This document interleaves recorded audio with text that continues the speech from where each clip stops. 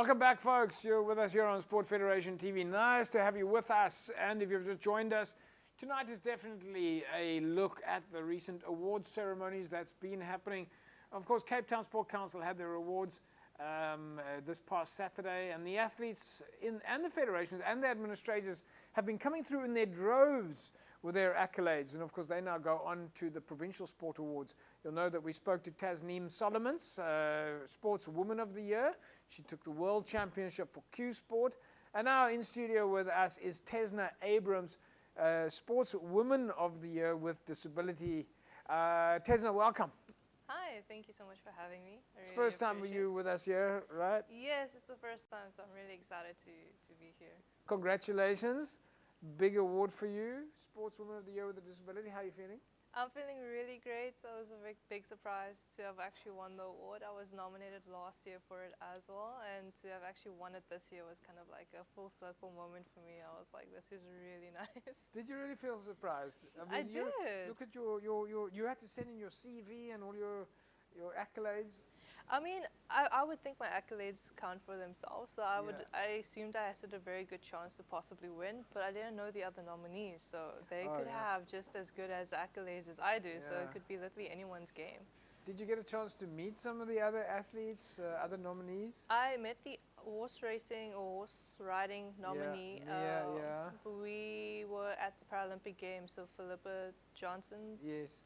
We were at the games together, so I met her for the first time, which was quite nice. Oh, did you guys go together to the Paralympics in Paris? Yes, the horse equestrian and myself, we were both at the Paralympic Games, so I got to meet her in person for the first time. So how does that work for you when you're there on the night? It's a different world from where you are, where in your space you're the best, but then you come to an awards where you're meeting other people that are also at the top of their game. I feel like it's very different because we're so consumed in our own bubble that we forget about all the other sports. But when we go to award ceremonies, we actually learn about different sports and learn how other athletes are doing in their sport. So it's always like a really good rivalry or challenge. We'll be like, we are the best in our own sports, but are we going to be the best overall? Yeah. And I feel like that is quite nice because we have the mutual respect for each other. Like, we do well in our own respective sports, but we have the respect to be like, you know, we were both all nominated. You guys are amazing. Congratulations to whoever won. And there's no like hard feelings or anything because we want to see each other succeed. We're all women in sports, so we want to be able to uplift each other at the same time. So you had to put in, of course, as part of the nomination, they had to build up your whole CV, and the awards forms part of a specific time frame.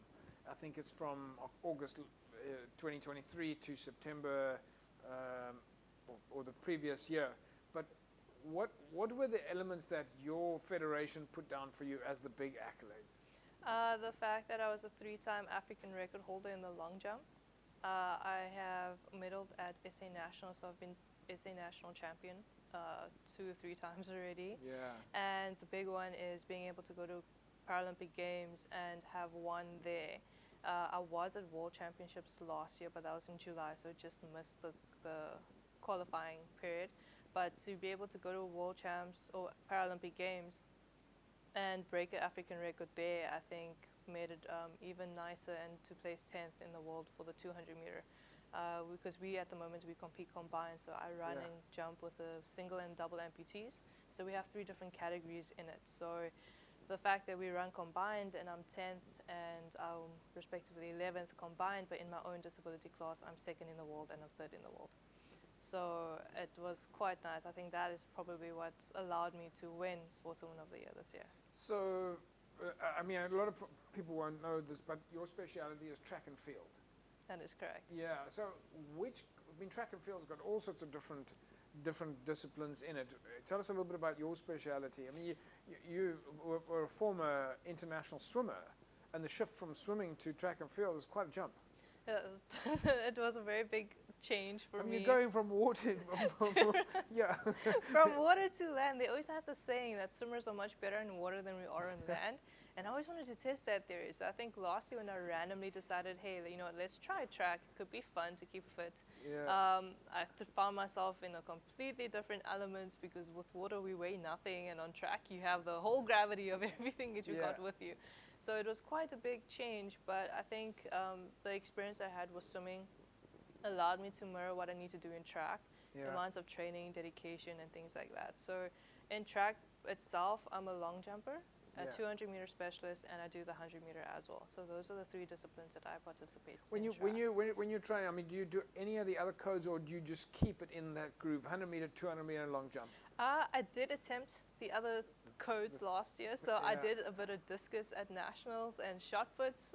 It was okay, but it's not really my thing. I'm not technically built for a thrower. It's a little bit more harder than trying to go run for like. What does that mean? 15. You're not technically built for it. Do you feel that you're built for long jump? Is that a factor? For me personally, I think because of my height and the way I'm built, I think I suit better to like a 200-meter runner and a jumper because of the way your physique is. I think when you start becoming a thrower, you can have a very lean physique, but you tend to put on a lot more muscle. And I don't have as much muscle, not as much capability, and because of the way my hands are, the ball can sometimes make it a little bit more complicated, or the discus a bit harder to grip around. So I did try. I don't throw badly. I can still qualify, but it's not really. How's the international competition in your divisions? I mean, you go to the Paralympics. There's obviously the best in the world. Obviously, we know the competition that you got in the Africa Games, but how's the competition globally? The competition globally is very tough because there's a lot of athletes everywhere. We have like 6 or 7 Grand Prix we have every single year. So it's equivalent to the Able Bodies Diamond Leagues where we have in 6 different countries. So like this year, for example, I went to a few of them, and that's where we start to see some of the European athletes, where they are, how their form looks. So it kind of gauges with us on what we need to prep for leading up to a very big competition. So besides Grand Prix that we do, some of us will attend local European competitions, which is also something I did this year, just to get more competition experience, because back home we don't have so many competitions throughout the year besides trials to get into the Western Cape team, and then we have SA Nationals. Then the rest of the year we kind of don't have many competitions for us to compete in. And do people understand this? No. It's still a lot of education. There's still a lot of education. A lot of people ask me when they do watch me compete, why am I jumping with people that have prosthetics and I don't? And why is their jumps further than what mine is? Because of double leg amputee, their world record is 672. Our world record is 498. None of us have ever gone over 5. So they always ask, like, how is that fair? How does it work? And I would always have to tell them it has its fairness somewhere because we're all lower legs, so there's some similarities. But because there's not many 44s across the world, they don't have much choice but to combine us until we can obviously get a lot more 44s around the world. But it is also just an educational process because it takes some getting used to. We can obviously jump as good as they do. It just may take us a little bit of time. Do you spend any time analyzing your competitors? Like getting secret videos of their training and seeing how they do? I mean, I do follow some of my competitors on Instagram, and I do try and see some of their training techniques, which is good. But there is one long jumper. She's an able-bodied long jumper. She just won the Olympic gold. I like watching her technique because she has a completely different style. So different long jumpers, being it able-bodied or para-athletes, I try to look at what they're doing, and then obviously we bring it to our coaches, and then we try and see like what method is actually going to work well for me. Because I'm very, very new into sport. I literally only have physical track experience. I only have a year. So I started last year. We're in October now. I got injured for 8 months. So I don't really have so many experience. So I'm still learning everything, which now I think is the perfect opportunity for our coaches to analyze, and for me to analyze different athletes and see what combination we can come out that works better for me. How does that work for you from a coaching point of view? I mean, firstly, where do you train, and how does coaching work? Because with the SAPD sports codes, you're not there's no clubs, or there's very few clubs in South Africa. It's not a dedicated club, so you have to find a different way of training. You've got to join in with a code, or you have to have dedicated coaching. Yeah, so I run under Belleville Athletics Club Yeah. for our local competitions. And then my coaches, I train in Stellenbosch with my sprint coach. He is a Paralympian. Yeah. He's medaled before. His name is Fani van der Merwe. And then I've got a jump coach as well. So I have two different coaches. So I'll do sprints and stuff in Stellenbosch. I'll go do jumps training in Paro. And when I have to do strength and conditioning or bios or recovery, I go to Sports Science Institute in Newlands. Right. And that is where, so I have three different venues. On the high performance floor, on the blue floor? On the high performance So they're floor. helping you at the Sports Science Institute as well. That's fantastic. Yeah. Which is quite nice because then I've got a specific trainer that will look at different mechanics that I have or what it is that I need and to make sure that my body is aligning the way it has to. Yeah. So it's quite nice. It does take a lot of traveling, obviously, to go between your three different venues. I don't know where you find the time. Like where you find. Look, we're going to leave it at that. I just have to show everybody your certificate. I know you've got your trophy there. Folks, this is Tezna's certificate. She was crowned as the Sportswoman of the Year with a Disability. What an absolute legend. Paralympian, Africa champion, South Africa champion, and walking away now as the Sportswoman with a Disability in Cape Town.